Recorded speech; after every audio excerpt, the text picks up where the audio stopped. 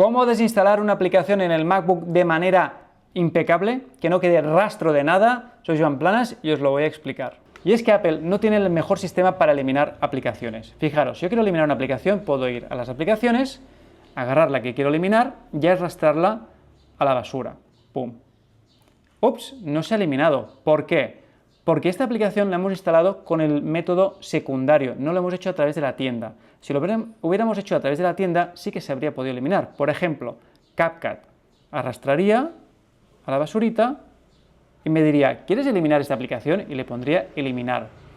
Pero ahora no lo voy a hacer porque a mí no me interesa eliminarla. En todo caso, no eliminaría todos los archivos que deja por ahí sueltos. Hay muchos archivos que se quedan en el sistema y que ocupan espacio. Dejadme enseñaros otro método para eliminar aplicaciones. Vamos a la carpeta aplicaciones, agarramos la aplicación que queramos, en este caso Rectangle, porque no podíamos desinstalarla antes, lo habéis visto, no nos dejaba desde ahí.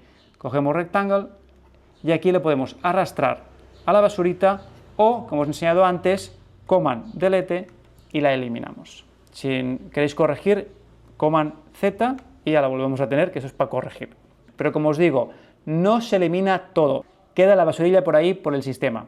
¿Cómo se elimina esa basurilla? Muy sencillo, cuando queráis eliminar una aplicación, una vez que hemos instalado el Clean My Mac, acordaros esta aplicación que teníamos aquí en la App Store, tenéis un vídeo en los comentarios donde os enseño cómo se hace eso. ¿Veis? Clean My Mac ya se ha instalado, podemos abrir desde aquí incluso, la abrimos. Y aquí tenemos la aplicación que es muy bonita y en la barra izquierda podemos ver que dice desinstalador. Hay muchas otras opciones que os recomiendo ir revisando y haremos un vídeo si os interesa, me lo ponéis en los comentarios.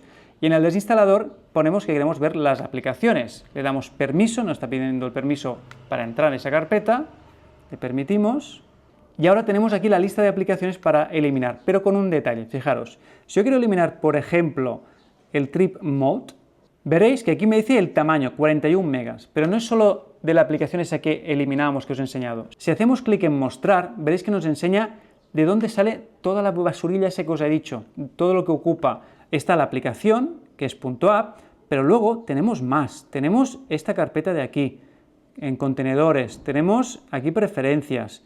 Fijaros cuántos archivos de más hay que Mac no elimina cuando solo arrastramos la aplicación porque no está dentro de la aplicación, esto está en otras partes del sistema.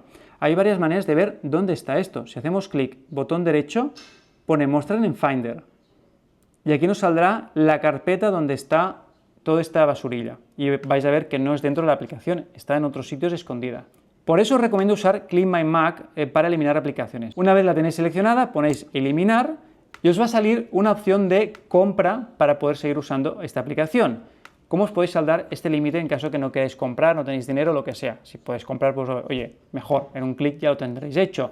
Pero si no, pues tal como os he enseñado, vais a las carpetas de los archivos que os dice que están ocupando espacio, mostrar en Finder y una vez aquí podemos eliminar la carpeta. Ya os he enseñado cómo, arrastrando a la basura, con Command Delete o una tercera opción, botón derecho, trasladar a la papelera y hacemos clic y se elimina a la papelera. Y así con todas las carpetas que os vayan saliendo aquí o archivos sueltos que tengáis, hasta que ya al final habréis eliminado todos los archivos basurilla.